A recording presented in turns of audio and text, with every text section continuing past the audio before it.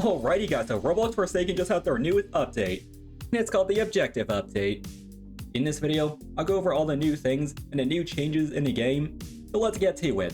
Starting off with the biggest thing, we have the generator rework. So as y'all already know, these previous generators might be annoying to deal with. Me personally don't have a huge problem with them, but I can understand why the devs would rework this. And pretty much instead of having that button puzzle minigame, you now have a flow minigame. It's basically like the mobile game Flow, like literally connect the lines. And the way you would fix these generators is to do this flow puzzle 4 times per generator. And a good thing about this thing is that your teammates can actually help you out. For example, let's say there's you and your teammate on one generator, you solve 2 flow puzzles and your teammate solves the other 2, and the generator is now fixed.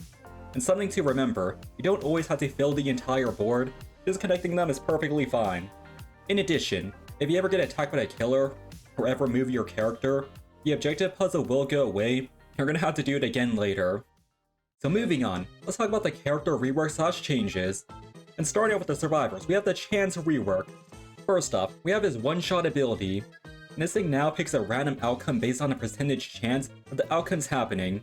For example, 50% for successful shots, 25% for the gun exploding, and 25% that nothing happens. But here's the thing. For every charge you get on your ability, you get an increased 20% chance to your shot firing, and for the other outcomes, it gets reduced by 10%. So pretty much if you have like 3 charges stacked, you have like a 90% chance of your gun successfully firing, a 5% chance of it exploding, and a 5% chance of nothing happening. However, be warned, since it looks like every existing chance character in the game, your successful shot gets decreased by 5%. And also, the stamina is no longer random, it's just at 100. But his HP still will remain random, it's gonna be 70 to 120.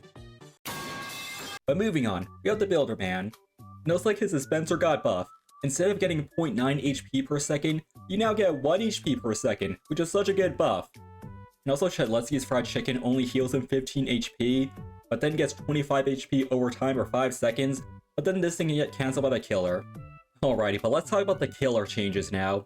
Starting off with 1x, or 1x4 I believe what people call him.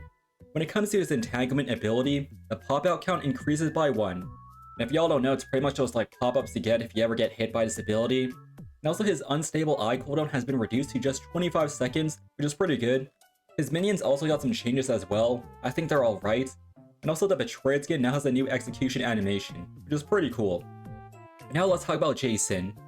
And pretty much this guy's behead self-inflicted slowness duration has been reduced to 2.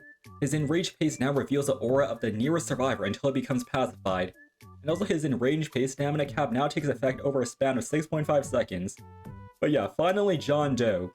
His sprint speed is now 27, and his corrupt energy can now only hit a single target 3 times, and his unstoppable passive now gives him speed 1 instead of speed 2.